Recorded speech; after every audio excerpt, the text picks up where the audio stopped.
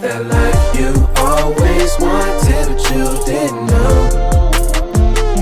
'Cause you didn't know. Hello and welcome to the Kalamazoo Church of Christ podcast. Thank you so much for listening. We're a startup church we just planted in September 2020. And at the Kalamazoo Church, we believe that Christianity is done best when it is done together. And so if you live in the Kalamazoo area, we would love to connect. Be it coming to a Sunday service, one of our small groups, or even just grabbing coffee with a member to learn more. You can visit kalamazoo.church in order to do that. We pray that you are inspired by what you hear today. Very cool. Well, welcome. It's good to see all of your faces. We had a good time. I don't know how you guys feel. So many of us went tubing yesterday. I don't know how you feel. I was kind of nervous going in because I've been sledding a bunch of times, and you understand when you're sledding, there's the inevitable jump that kind of forces you and kind of messes your back up a little bit, or you're expecting for something crazy to happen, or you fall off your sled and you get toppled and your face hurts after it because it's so cold. And so I was super grateful that we were forced to wear masks because there was a little bit of protection on our faces. The second thing was, go figure, when you actually pay money to go tubing, it's like a perfect slide like down a hill. And so it's like sledding, and I'm new to this stuff. It's like sledding times like 10. I've never been before. It was so much fun though. I hope you guys enjoyed it as well. We might have to go back one more time or something like that. I don't know. Also, you guys understand, so I think Spencer might have started the trend of just walking up the hill as a way to beat the line, and also to get an exercise, like a workout in. Because once he started doing it, there was just a group that decided, we're just going to walk up the hill. It's a little bit more effort than laying in the tube and letting it carry us up, but we get to the front of the line faster. And so that's the idea of a trendsetter. That's Spencer for you. You guys, so we're going to be in John 7. We're looking at the life of Jesus for these next few weeks, the selfless life of Jesus. And we've been looking in John 2 we've been looking in the book of John. It's going to be kind of a survey of sorts for how to look at his life and the selfless life that he really lived, and obviously culminating to him dying a selfless death. Certainly, it's an incomplete survey. It's just a little snapshot. We're going to have 4 little snapshots. Last week, we talked about Jesus turning water into wine and then flipping up the temple courts. And today, we're actually going to look at an interaction that he has with some of his opponents and also some people who are on his side. And I think it'll give us an image, a fuller image of who Jesus is as we really try to strive to be like him. So, if you would think for a moment, maybe think in your life or think of in pop culture or modern day society, really just take a minute to consider if you had to how would you explain Jesus to somebody who doesn't know him, but using modern day terminology? It's more rhetorical than anything, but you might say that it is an impressive rags to riches story. He started from nothing, and he ended with an amazing following that now transcends all of time. Maybe I've heard him described, and it's cringeworthy to say, but I've heard him described as a rock star who developed a following, played all the hits, and went place to place, and he toured for 3 years, and just an amazing lifelong followers. He sold out arenas and all of that. Or maybe you would describe him as an amazing orator, somebody who knows exactly what to say to stir the hearts of individuals to action, who continues to bring people along. And if you said any of those things, or if that's even the image that you've gotten, certainly it's not your fault. I actually think that's what society, what pop culture will say. But the biggest difference between all of these examples and the life that Jesus led was that he was never concerned with thinning a crowd. It's what distinguishes a great speaker from who's in the public light today and Jesus, is that his concern was to say what God wanted him to say, the way God wanted him to say it, and to be pretty unconcerned with anybody who decided not to follow. It was counterintuitive. You guys think for a moment, really consider how counterintuitive the life that Jesus led was. So he lived on this earth for 30 some years, right? But he only chose 3 of those years to actually act out his ministry. You think, well, what about, couldn't he have done it for a little bit longer? Maybe when he was 20. Yeah, you got to learn a little bit. When you're 20, certainly a 20-year-old Jesus, we understand a 12-year-old Jesus, right, in the scriptures was smarter than everybody already, I'd bet. But he waited for all this time, and then at the perfect time, he decided to spend 3 years on this earth actually preaching and teaching. And you would say, well, if we were in that position, we would choose the best of the best to come along with us, wouldn't we?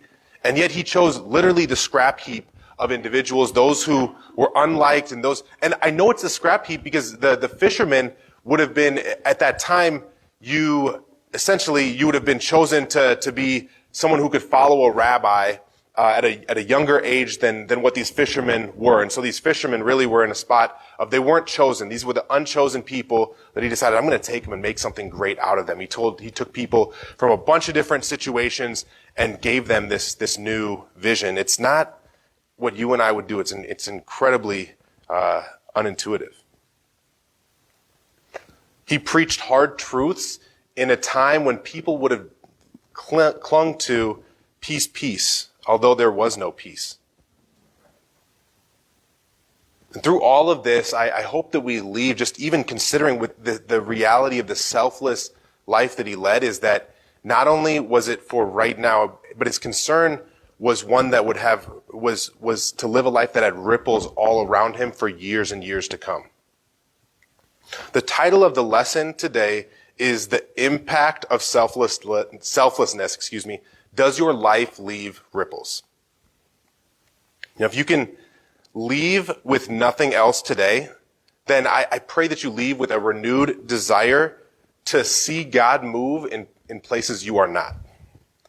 We're in John 7, and we're going to pick up, my first point is impact a few. And so here it says in John 7, after this, Jesus went around in Galilee.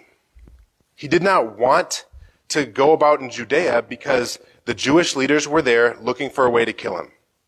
But when the Jewish festival of tabernacles was near, Jesus' brother said to him, leave Galilee and go to Judea so that your disciples there may see the works you do. No one who wants to become a public figure acts in secret. Since you are doing these things, show yourself to the world. For even his own brothers did not believe in him.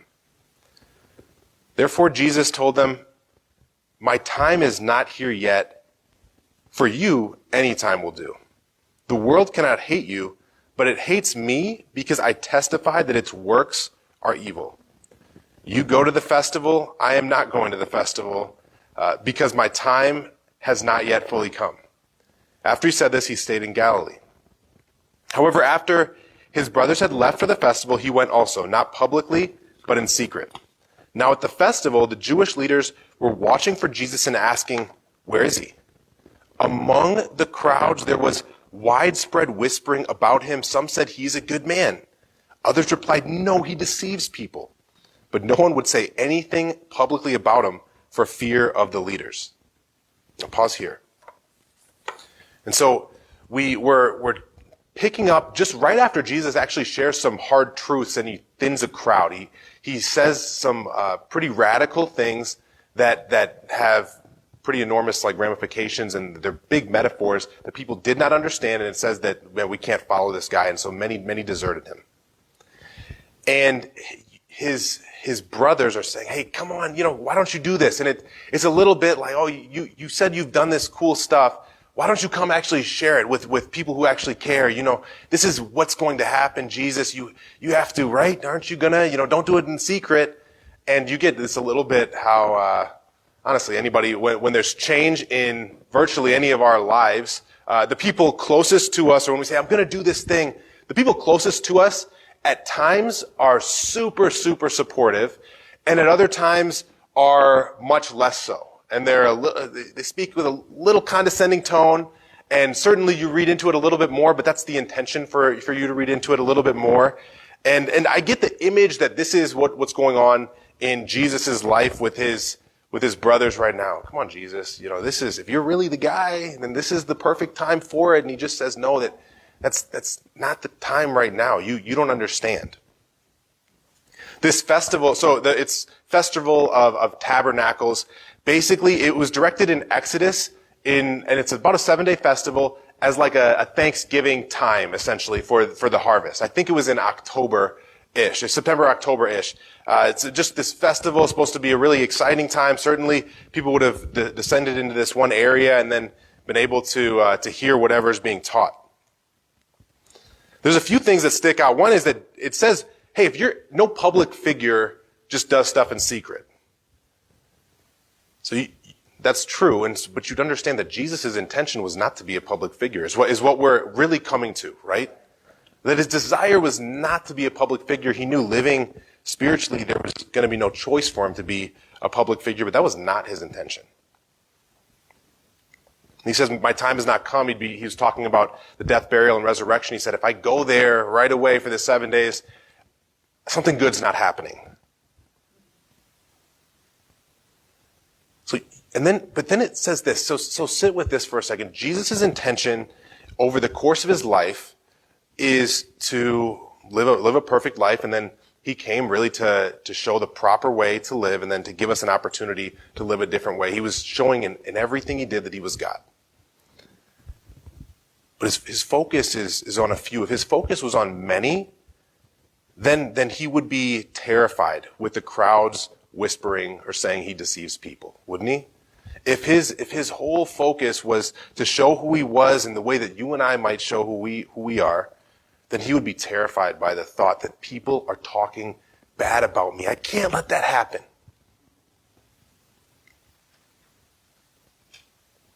His concern, it was not on the many crowds. He's focused on a very specific few. It's impressive, right? You see the 12 that he's focused on. He gives them teachings at every turn, and there's stuff that he actually shares with everybody, and then privately he explains with his disciples. His concern is only on a few, knowing that it's going to impact so many, like you and I. But you think about this idea of focusing on a few and narrowing our focus. It's very effective, but it's really, really difficult. When you think about the effectiveness, when you were growing up, or when I was growing up, do you remember the first time somebody taught you how to burn a leaf with a magnifying glass? It was like the most fun, right? It was like, man, wow, I get to, and the key though is, right, they said, make sure that however you figure, it's the smallest possible dot. Because that's the way that there's the most impact. If it's the smallest dot, a big dot or, a big circle, it's not going to work. Smaller the better. This is true even in a business setting so that's what I studied in school. I studied business, and there was different business plan competitions or different things that I would join up. And one of the things you learned very early on is if you had this amazing idea. So say your amazing idea, this was my amazing idea, was burrito tape, okay? Like, you guys have had a burrito and it's fallen apart and your taco tape works the same way. And you're like, man, if I just had edible tape that I could tape this burrito, I'm good. I mean, guys, I'd be a millionaire with burrito tape if not for the ministry. No, I'm just no, not a chance. So here we go. If I came and I showed up and I said, well, my target market is everyone. The people who I'm really trying to attract, it's everyone, because everyone needs it, and virtually everyone has a use for it. I would say, all that stuff can be true, and yet. What you'd learn going through school is pretty quickly, if your target's everyone, you're going to reach very few.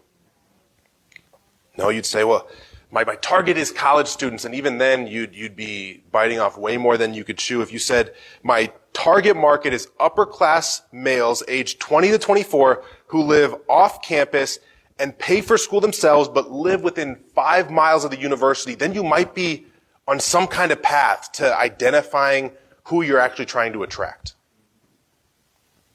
But focus small and you can then impact a few, or then impact many.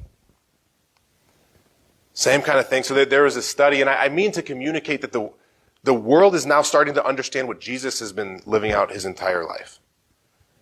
There's a study that they identified for all of these Fortune 500 companies, or I think it was companies that make over $10 billion a year in revenue or something to that effect. And they identified that the best of these companies, they had one thing in common, and that was that they had small board of directors. So the people that were the decision makers were quite small. And so you say, well, why could that be? Well, I think it's a lesson though. If you're focused on a few and getting these guys on board, then you can achieve a lot, and you're a lot more mobile and flexible and all of that stuff. But the world is starting to understand what the kingdom has been living out for so many years. Jesus, he knew how to connect with God. He knew the truths about God more than you and I could ever dream, and yet his focus was just on a few.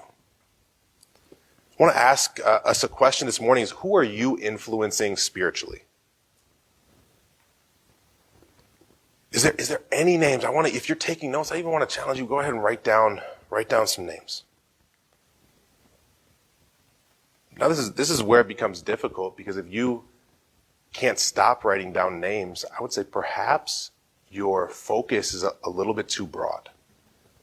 But if you can't write down any names, then I would also say, well, this is the call of discipleship. The call that Jesus gave is one by one, each one teach one.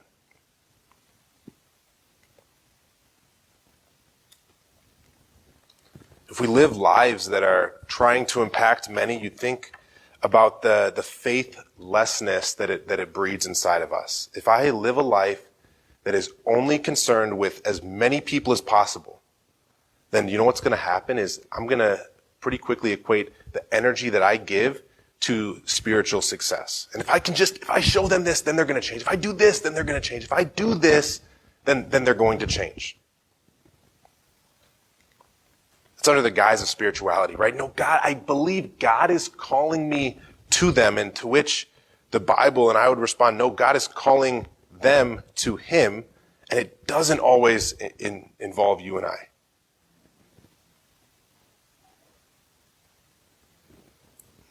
I think in our focus, we need to be able to, certainly we see so many that and it hurts, right? There's so many that need God, and yet there's a few that we need to pray about, talk to people about, that should be our big focus. You think about the truth too, that this is what we'll talk about next. Let's keep reading. We'll go to John 7:14. Jesus keeps teaching. John 7:14. He says, not until halfway through the festival did Jesus go up to the temple courts and begin to teach. The Jews there were amazed and asked, how did this man get such learning without having been taught? Jesus answered, my teaching is not my own. It comes from the one who sent me. Anyone who chooses to do the will of God will find out whether my teaching comes from God or whether I speak on my own. Whoever speaks on their own does so to gain personal glory. But he who seeks the glory of the one who sent him is a man of truth. There is nothing false about him. Has not Moses given you the law? Yet not one of you keeps the law. Why are you trying to kill me? You are demon possessed, the crowd answered. Who is trying to kill you? You can read right one chapter later. It's pretty clear who's trying to kill him. Jesus said to them, I did one miracle, and you all are amazed. And you are all amazed. Yet because Moses gave you circumcision, though actually it did not come from Moses, but from the patriarchs, you circumcise a boy on the Sabbath day. Now if a boy can be circumcised on the Sabbath so that the law of Moses may not be broken, why are you angry with me for healing a man's whole body on the Sabbath? Stop judging by mere appearances, but instead judge correctly. Pause here.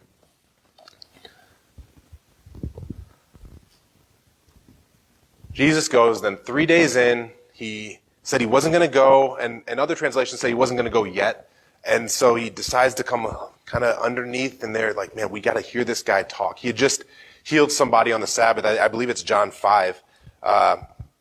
We talked about it maybe a month or a little bit ago. but he just healed somebody on the Sabbath, and that's why he's pointing to this miracle, basically. And you think about Jesus, there's this thought that either you were self-taught or you were taught by a rabbi, by a great teacher. And Jesus is saying, no, there's a third option, exclusively being taught by God and being from God. These people were blown away by it. But you consider that when Jesus is faced with opposition, he's very matter of fact in his speech, isn't he?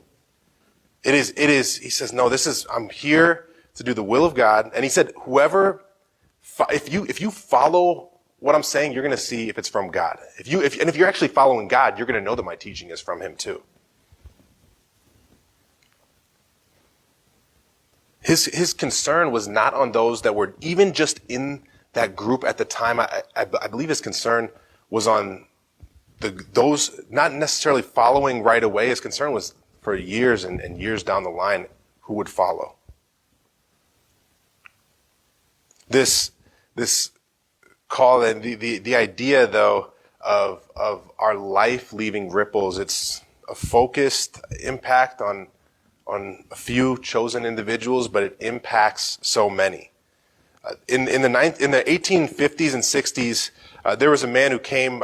He didn't come to much notoriety at the time. His name is Henry David Thoreau. Have you guys ever read Walden, or not really? So it was a necessary book that I had to read. So naturally I spark notes it. I didn't read any of it, but. And then there was before YouTube was super popular, but there was a little bit on YouTube that I was able to read through and hear a little bit. So there you go. Basically, this guy Henry David Thoreau, he wrote about simplistic living. Was a lot of the essence of the book Walden, and it was he was described maybe as a pacifist in some ways, but he was pretty opposed to the war. He also wrote an essay called Civil Disobedience. Sorry, opposed to slavery, not the war. He actually participated as a conductor on the Underground Railroad. But for the time that he was living, there was very little impact of his life. Nobody really knew much about him.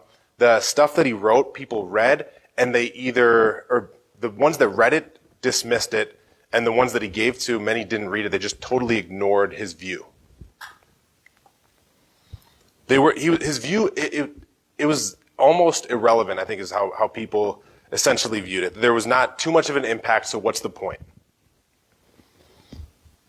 After his death, I think it was in 1862, in the coming years, there were so many politicians, civil rights activists, and artists that latched on to a lot of his ideals and many of his quotes.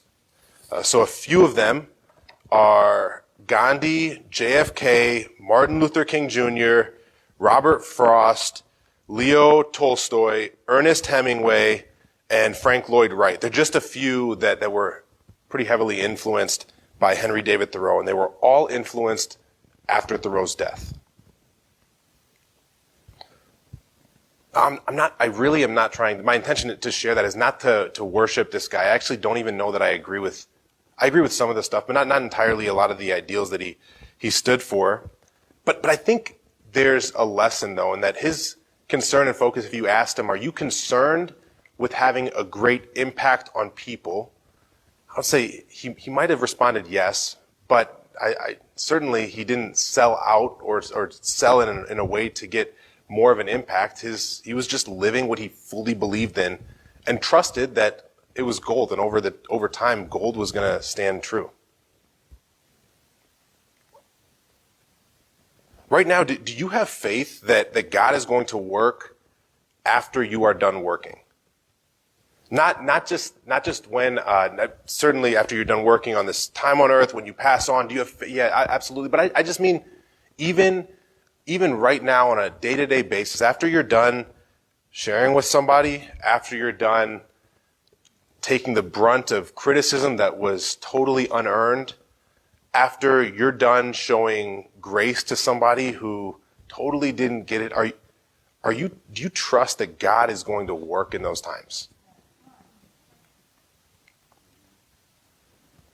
And if our trust is that God is going to work when we are quiet, and we would understand even right now, I don't know if you guys realize it, but I'm like, man, if God is more powerful than me, then of course he's going to work more powerfully when I'm gone and away from the situation than when I'm presently in the situation. It makes sense logically, but in the moment, it's so easy to latch on. I feel like I have to get the last word and make sure. I have to make sure this person gets it. And I fear that too often we can get in the way of God working if that's our focus. Impacting a few changes many. You can go over to Acts 1. So Jesus' brothers, we understand, were not followers at the time. In fact, they ostracized him and looked down on him. Do you read the Bible we're going to read here? It's pretty inspiring to know that his brothers were actually some of those who were in this upper room of 120 people praying to God after Jesus had rose from the dead. It says in verse 10, they were looking intently up. This is after Jesus died and he's about to ascend. They were looking intently up into the sky as he was going, when suddenly 2 men dressed in white stood beside them. Men of Galilee, they said, why do you stand here looking into the sky? This same Jesus who has been taken from you into heaven will come back in the same way you have seen him go into heaven. Then in verse 12 it says, then the apostles returned to Jerusalem from the hill called the Mount of Olives, a Sabbath day's walk from the city. When they arrived, they went upstairs to the room where they were staying. Those present were Peter, John, James and Andrew, Philip and Thomas, Bartholomew and Matthew, James son of Alphaeus and Simon the Zealot, and Judas son of James. They all joined together constantly in prayer, along with the women and Mary the mother of Jesus, and with his brothers.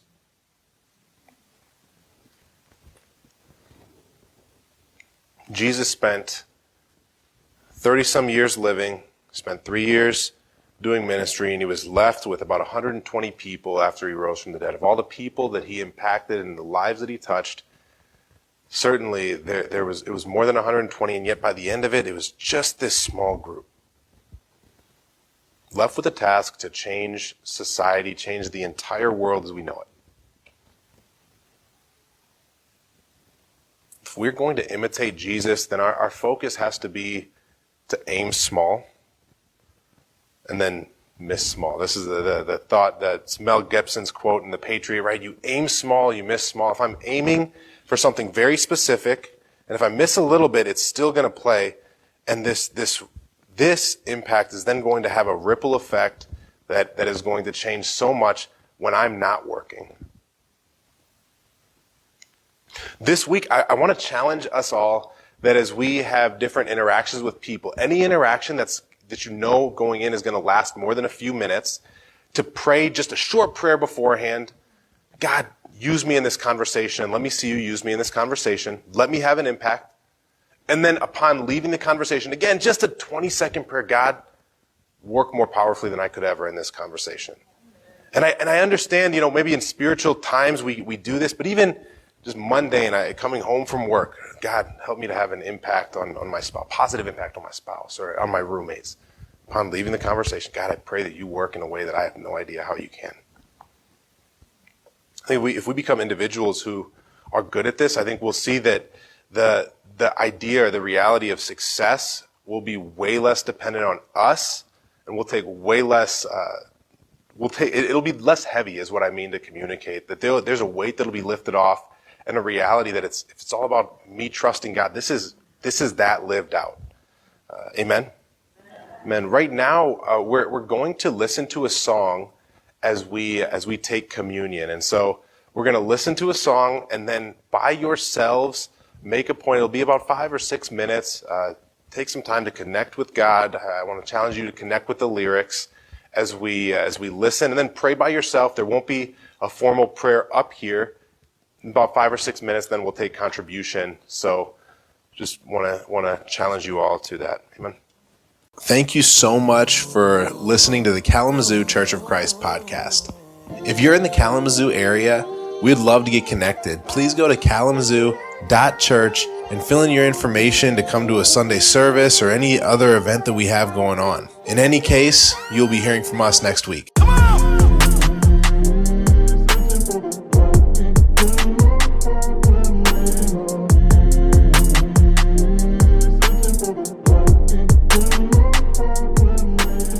saving souls.